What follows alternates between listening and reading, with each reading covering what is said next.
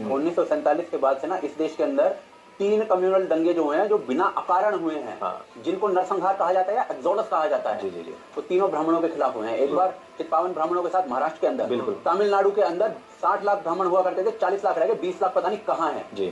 पूरे भारत के अंदर एक्सोडस हुआ उनका। फिर ये कश्मीर के अंदर 3 बार हुआ है। अब इसमें कुछ लोग घुसा देते हैं, अब एक एपिसोड आएगा हमारा जरा। और गुजरात में साले, गुजरात से पहले गोधरा हुआ था, ये आपको याद रखना पड़ेगा। इन तीनों इंसिडेंट्स में ब्राह्मणों ने कुछ नहीं किया है। और आप ये नैरेटिव बना रहे हो ब्राह्मण 5000 और 50। मैं आपको एक और डेटा देता हूँ, बहराइच के आसपास का जो क्षेत्र है, इसमें अंग्रेजों ने एक सर्वे किया था, सर्वेक्षण अपने टाइम का।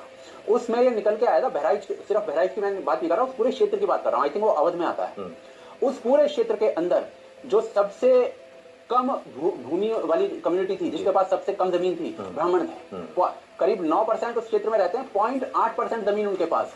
ठीक है, आज भी इस टाइम भी वहां पर आप जाकर देखिए, सबसे गरीब कम्युनिटी में वो ब्राह्मण ही आते हैं। अरे भाई, लैंड होल्डिंग की बात करो ना, मैं बेगूसराय का बता रहा हूँ, सबसे गरीब कम्युनिटी, दलितों से भी कम लैंड ब्राह्मणों के पास।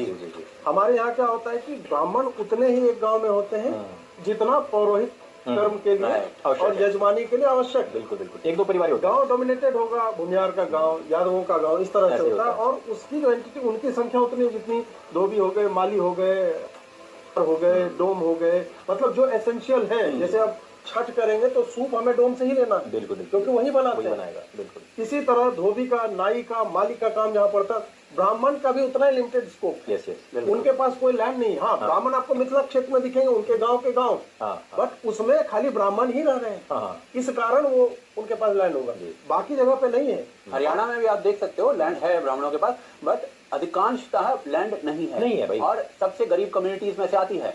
ये लगा लो कि अपने कोई सिर्फ जो भी आगे बढ़ रहे हैं अपनी मेरिट के दम पर बढ़ रहे हैं, कोई रिजर्वेशन नहीं, मेहनत के आधार पे है।